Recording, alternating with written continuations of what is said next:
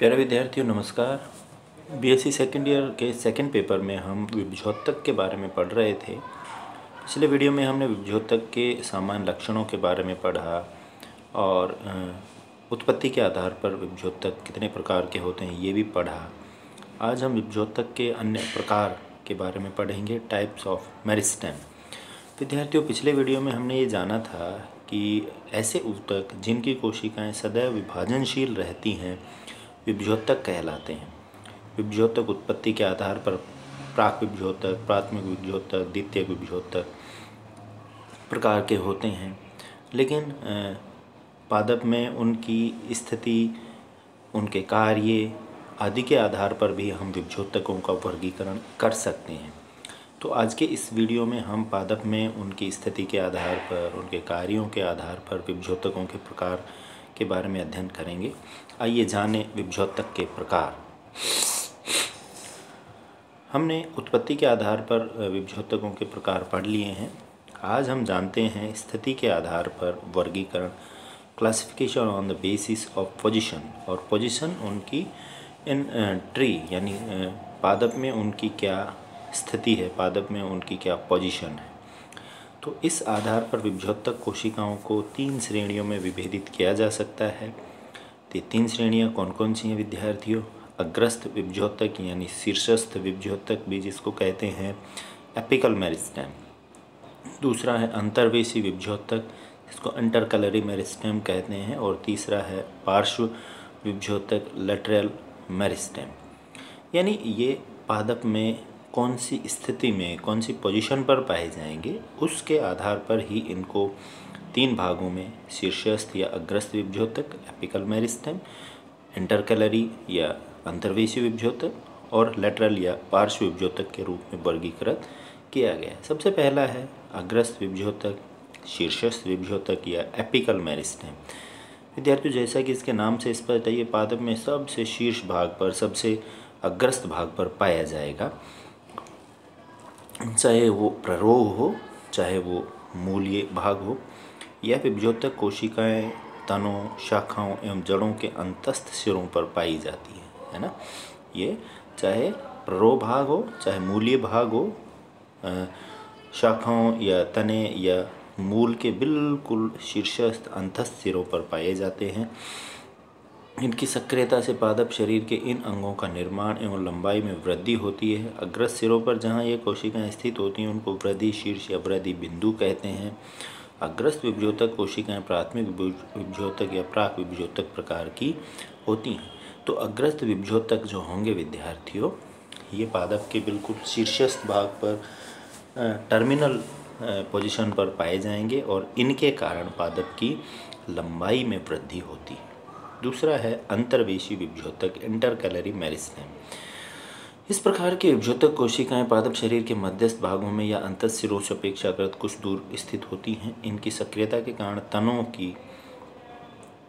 पर की लंबाई में या पत्रावरण की चौड़ाई में वृद्धि होती है। इस प्रकार की विभुजोतक कोशिकाएं घासों के पर्णाधार पर तथा इक्विसिटम की पर्व संधियों के आधारीय भाग पर पाई जाती हैं। अनेक वनस्पति शास्त्रियों के अनुसार अंतर्वेशी विभुजोतक कोशिकाएं वस्तुतः अग्रस्त विभुजोतक का ही एक हिस्सा कहा जा सकता है, जो कि स्तंभ की लंबाई बढ़ने से तथा बीच में स्थायी ऊतक के आ जाने से पृथक हो गई है। महान महिला वनस्पति शास्त्री कैथरीन ईसाऊ के अनुसार अंतर्वेशी विभुजोतकों को अग्रस्त विभुजोतक के साथ ही रखा गया है। अंतर्वेशी विभुजोतक की सक्रियता केवल कुछ समय के लिए ही रहती है तथा तने के पर्व की लंबाई में वृद्धि करने के कुछ समय बाद स्थायी ऊतकों का ही हिस्सा बन जाती है तथा इनकी सक्रियता समाप्त हो जाती है। तो अंतर्वेशी विभुजोतक ऐसे विभुजोतक होते हैं विद्यार्थियों जो 2 स्थायी ऊतकों के बीच में पाए जाते हैं।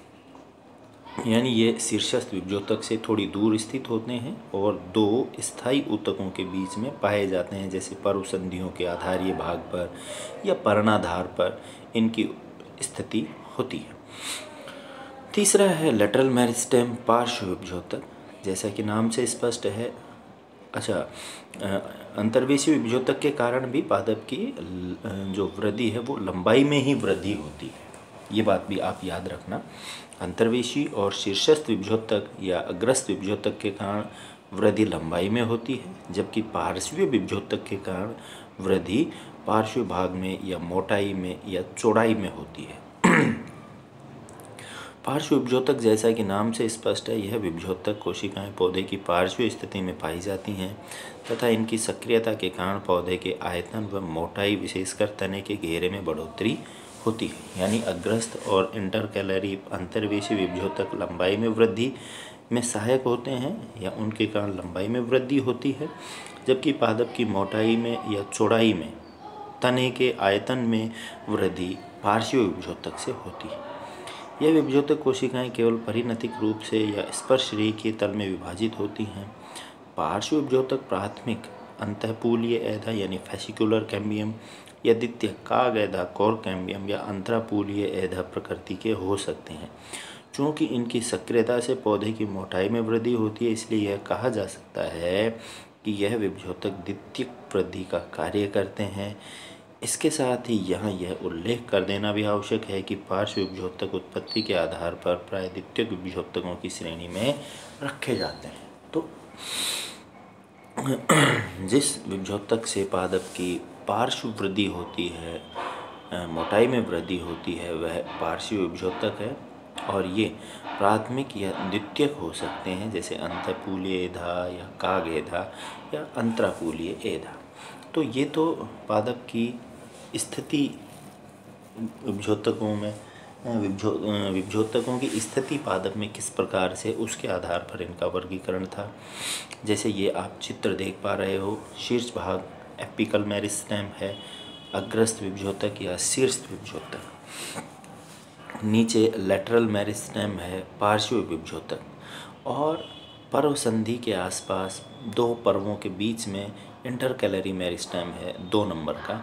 तो 1 और 2 नंबर के एपिकल मेरिस्टेम और इंटरकैलरी मेरिस्टेम से पादप लंबाई में वृद्धि करते हैं, जबकि तीसरे नंबर के लेटरल मेरिस्टेम से पादप चौड़ाई में या मोटाई में वृद्धि करते हैं।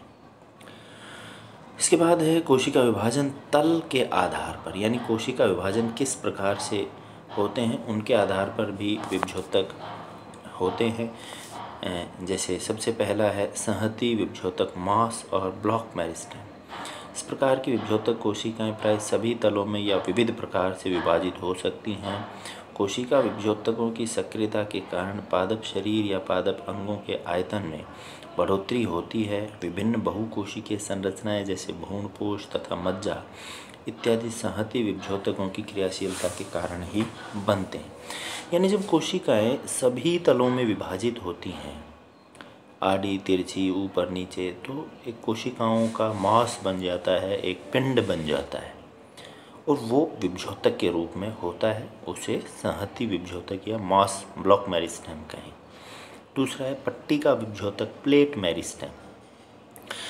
जब विभज्योतकी कोशिकाएं अपनतिक रूप से 2 तलों में ही विभाजित होती हैं, यानी कोशिका सभी तलों में विभाजित ना होकर केवल 2 तलों में विभाजित होती है, तो कोशिकाओं की एक पट्टिका, एक प्लेट बन जाती है, एक चपटी प्लेट बन जाती है। इस प्रकार का विभज्योतक क्या कहलाएगा विद्यार्थियों? पट्टिका या प्लेट मेरिस्टेम कहलाएगा। और तीसरा प्रकार का है शिरा विभज्योतक, रिम और फाइल मेरिस्टेम। यह विभज्योतक कोशिकाएं अपनतिक रूप से केवल एक ही तल में अर्थात अनुप्रस्थ या लंबवत रूप से विभाजित हो सकती हैं। परिणाम स्वरूप कोशिकाओं की एक पंक्ति बनती है। तंतु की शैवालों में एक पंक्ति तंतुओं का निर्माण जड़ व तने के वलकुट तथा कभी कभी मज्जा इन कोशिकाओं के द्वारा ही बनते हैं। तो इस प्रकार से कोशिका का जो विभाजन का तल है उसके आधार पर भी विभज्योतकों का वर्गीकरण कर सकते हैं। इस आधार पर भी 3 प्रकार के हैं, संहति, पट्टिका और शिरा।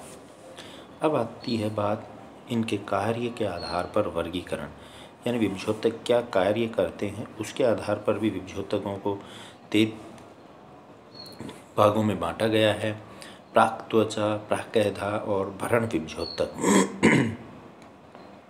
सबसे पहले प्राक त्वचा या प्रोटोडर्म। इस प्रकार की विभज्योतक अग्रस्थ विभज्योतक की सबसे बाहरी एक कोशिकीय मोटाई की परत होती है तथा अपनत विभाजनों के द्वारा यह बाह्य त्वचा तथा त्वचीय ऊतक तंत्र का विकास करती है। यानी जो बाह्य त्वचा और त्वचीय ऊतक तंत्र का विकास करती है उसे प्रोटोडर्म या प्राक त्वचा कहेंगे। दूसरा है प्रोकैम्बियम प्राकैदा।